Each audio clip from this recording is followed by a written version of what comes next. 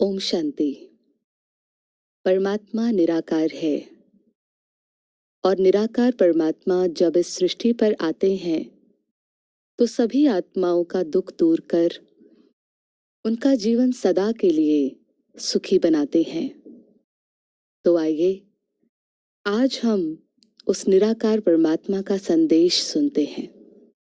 भगवान उवाच, तुमने मुझे कई नामों से पुकारा, जीवन के कई पड़ावों में मुझे याद किया, कई बार मेरी ओर देखा, कभी धन्यवाद की नजर से तो कभी नाराजगी की, कभी विश्वास की तो कभी संदेह की कि पता नहीं कोई देख भी रहा है कि नहीं, कोई सुन भी रहा है कि नहीं।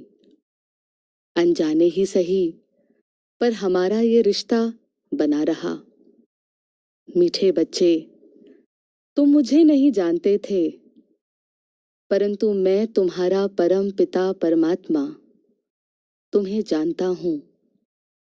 तुमने मुझे मंदिर, मस्जिद, गुरुद्वारे, गिरजाघर, मेरे नाम पर अनेक जप तप, व्रत, पूजा पाठ, भजन कीर्तन, रीति रिवाज, अनेकों तरीकों से अनेकों तीर्थों पर मुझे ढूंढा और याद किया।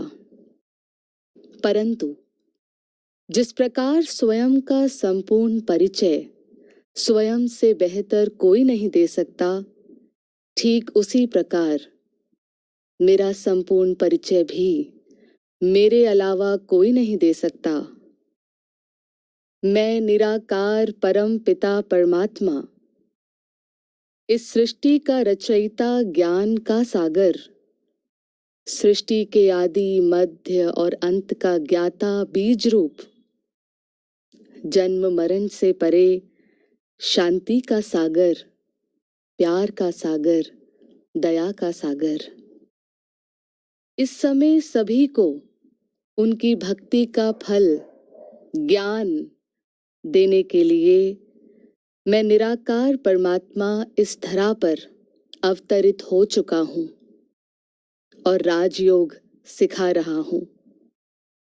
भगवान उवाच, अपने को आत्मा समझ मुझे एक परम पिता परमात्मा को याद करें तो तुम्हारे जन्म जन्मांतर के पाप योग अग्नि से भस्म हो जाएंगे। ओम शांति।